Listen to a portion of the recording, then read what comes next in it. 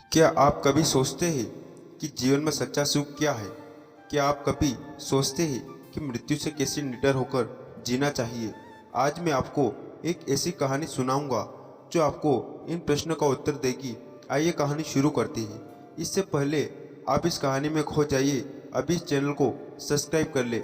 एक बार की बात है, एक नौजवान युवक भूत के पास आता है और उनसे कहता है, हे भूत, क्या आप मेरे एक सवाल का जवाब देंगे? भूत ने मुस्कुराते हुए कहा कि पूछो, क्या पूछना है? इसके बाद उस युवक ने कहा कि हे भूत, मेरी उम्र अभी बहुत ज़्यादा नहीं है, लेकिन मैं बहुत परेशान रहता हूँ, बहुत दुखी रहता हूँ। मैं आपसे यह जानना चाहता हूँ कि मेरे जीवन में अभी भी से इतनी दुख है, तो मेरी ज़िंदगी तो अभी बहुत बाकी है। क्या मेरे जीवन में दुख बढ़ते ही रहेंगे? इन दुखों से छुटकारा पाने का कोई रास्ता नहीं है? यह सुनकर भूत कहते कि कहाँ है तुम्हारे दुख? मुझे तो दिखाई नहीं दे रहे। यह सुनकर वह युवक कहता है, यह भूत दुख तो मेरे अंदर है, मेरे भीतर है, वो आपको कैसे दिखाई देंगे? यह सुनकर भूत उसी व्यक्ति से पूछते हैं कि क्या तुमने अपने दुख दिखाई देते हैं? वो युवक कहता है कि यह बुद्ध में अपने दुखों को भली भांति देख रहा हूँ। तब बुद्ध ने पूछा कि दुख का मूल क्या है? बुद्ध में और उस युवक में चर्चा चल रही होती है, तभी एक भिक्षु दौड़ कर वहाँ पर आता है। वह भिक्षु तथागत बुद्ध के कान में कुछ कहता है। उसके बाद बुद्ध उसी वक्त से कहते हैं, चलो आज मैं तुम्हें जीवन का सत्य दिखाने के लिए एक जगह लेकर जाता हूँ। वहाँ पर तुम्हें कुछ भी नहीं बोलना है, चुपचाप सारी बातें सुनते रहना है। इसके बाद तुम्हें अपने सारे प्रश्नों का उत्तर खुद ही मिल जाएंगे। यह कहकर वह युवक गौतम बुद्ध के पीछे पीछे चलने लगता है। कुछ दूर मिलने के बाद गौतम बुद्ध एक घर में प्रवेश करते ही घर में प्रवेश करने के बाद वो युवक और तथागत बुद्ध देखते ही देखते वहाँ पर बहुत सारे लोग खड़े हैं और बीच में चारपाई पर एक वृद्ध आदमी लेटा हुआ है। बुद्ध को देखते ही सभी लोगों ने उनके लिए रास्ते बनाए और बुद्ध उस आदमी के पास वही उसके चारपाई पर जाकर बैठ जाते हैं। वह युवक भी पास में ही बैठ जाता है। इसके बाद वो वृद्ध आदमी जो चारपाई पर लेटा हुआ था, वह कहना शुरू करता है, हे बुद्ध, मैं नहीं जानता कि मेरे जीवन में कितनी सांसें और बची है। पता नहीं किस वक्त मुझे भगवान के घर के बुलावा आ जाए। मैं मरने से पहले अपने कुछ सवालों को जवाब आपसे जानना चाहता हूँ।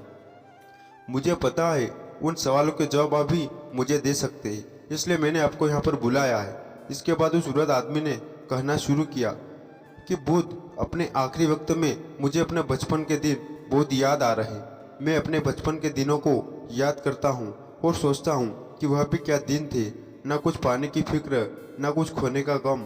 बचपन में उन दिनों को याद करके मेरी आंखों में आंसू आ जाते हैं। मुझे लगता है कि कितनी आज़ादी थी उस समय। मेरा मन कितना खुला हुआ था। मन में कुछ भी पाने की इच्छा नहीं थी। जिस भी खेल में लग जाते थे, उसी खेल में पूरे दिन लगे रहते थे। लेकिन कुछ समय बाद जैसे जैसे मैं बड़ा होने लगा, वैसे वैसे लोग मुझे जिंदगी की दौड़ में आगे निकलने के लिए कहने लगे। मेरे पिता अक्सर मुझसे कहा करते थे कि तुम पढ़ाई में अपने भाइयों जैसा क्यों नहीं हो, तुम दूसरे लोगों से पीछे क्यों रहते हो। यह सब सुनकर मेरा मन बहुत बेचैन रहने लगता था। लोग मुझे बहुत ताने मारते थे, क्योंकि ना तो मैं खेल में अच्छा था और ना ही पढ़ाई में। सब लोग मुझे किसी और की तरफ बनने के लिए कहते थे और उन तानों से तंग आकर मैंने जीवन में कुछ हासिल करने का निश्चय किया। मैंने अपने आप से वादा किया कि मैं भी अपने भाइयों की तरह कामयाब इंसान बनूंगा और उसके लिए मैं दिन रात मेहनत करने में लग गया। शुरुआत में बहुत मुश्किल है, बहुत निराशा हाथ लगी, लेकिन मैंने हार नहीं मानी और मैंने खुद अपना व्यापार खड़ा कर लिया। उसके बाद मुझे कुछ पाने का एहसास हुआ। मुझे बहुत खुशी हुई, क्योंकि जो लोग मुझे ताने देते थे वही लोग अब मेरे आगे पीछे घूमने लगे थे।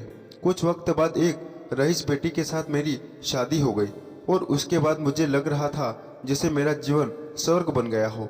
कुछ साल बाद मुझे 2 बेटे प्राप्त हुए। दोनों बहुत ही सुंदर और हर्ष थे।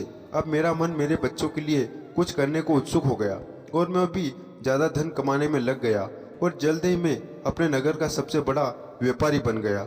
सब कुछ अच्छा चल रहा था, लेकिन अनहोनी को कौन टाल सकता है। एक दिन अचानक मेरी पत्नी मुझे छोड़कर चली गई। उससे मुझे बहुत गहरा सदमा पहुंचा। मैं कई दिनों तक अपने घर से बाहर नहीं निकला।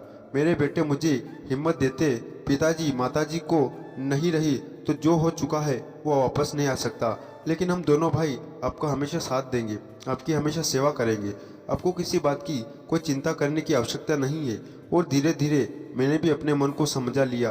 अब तो मुझे अपने प्रिय पत्नी के बिना ही जीना पड़ेगा, इसलिए मैंने अपना मन अपने बेटे के साथ जोड़ लिया। उनकी खुशी में ही मुझे अपनी खुशी होती थी, उनके दुख में ही मुझे दुख होता था। उसके बाद मैंने कहा कि बुद्ध जीवन चक्र में अक्सर मुझे महसूस होता है कि आखिर जीवन क्या है, जीवन को उसकी गहराई में कैसे जाना जाए, या कैसे जाना जाए कि मैं कौन हूँ और मैं इस दुनिया में क्या करने के लिए आया हूँ।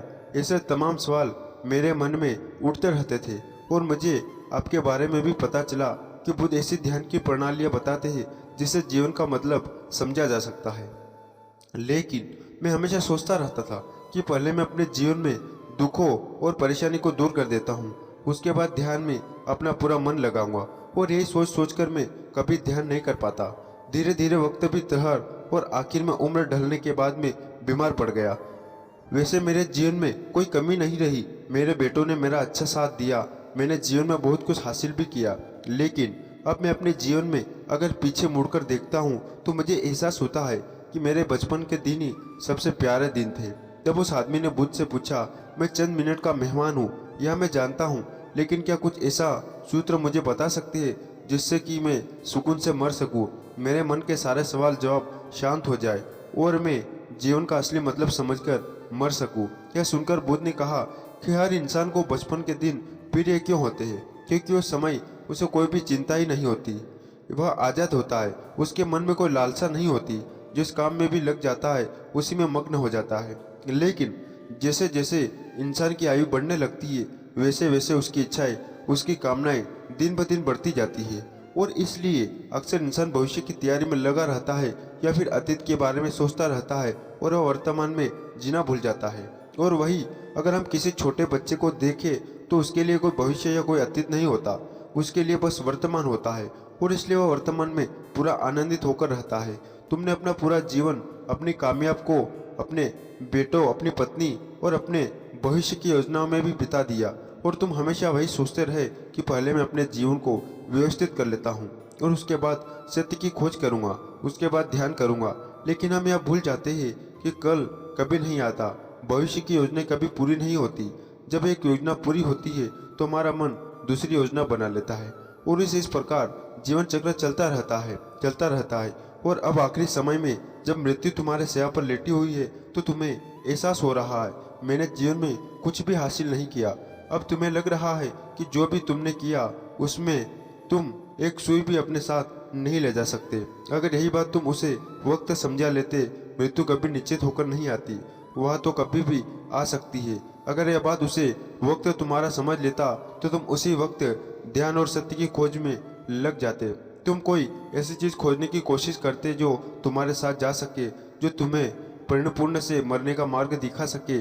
उसे वृद्ध आदमी ने हाथ जोड़कर बुद्ध से कहा कि बुद्ध, यह तो मैं जानता हूँ कि मुझसे गलतियाँ हुई है, मैंने अपने जीवन को सार्थक रूप से जिया ही नहीं है और इस बात का मुझे बहुत गहरे से एहसास हो चुका है।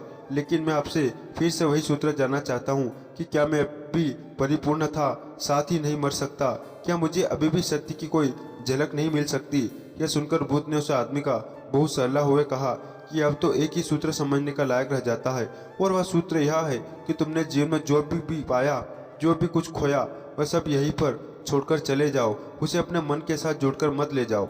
अपने मन में यह भाव पैदा करो कि तुमने अपने जीवन से बहुत कुछ सीख लिया और वास्तविकता में तुमने अपने जीवन में बहुत प्रगति की है, क्योंकि तुमने यह जान लिया कि मेरे जीवन में कुछ भी सार्थक नहीं है। और यह जानना भी बहुत बड़ी उपलब्धि होती है। लोग जीवन भर जीते जीते मर जाते हैं, लेकिन उन्हें जीवन की निरर्थक का कोई पता नहीं चलता। इसलिए अभी अपने मन से सारे सवाल गिरा दो और यह भाव पैदा करो कि जीवन में जो भी कुछ जानने जैसा था वह मैंने जान लिया है। तो दोस्त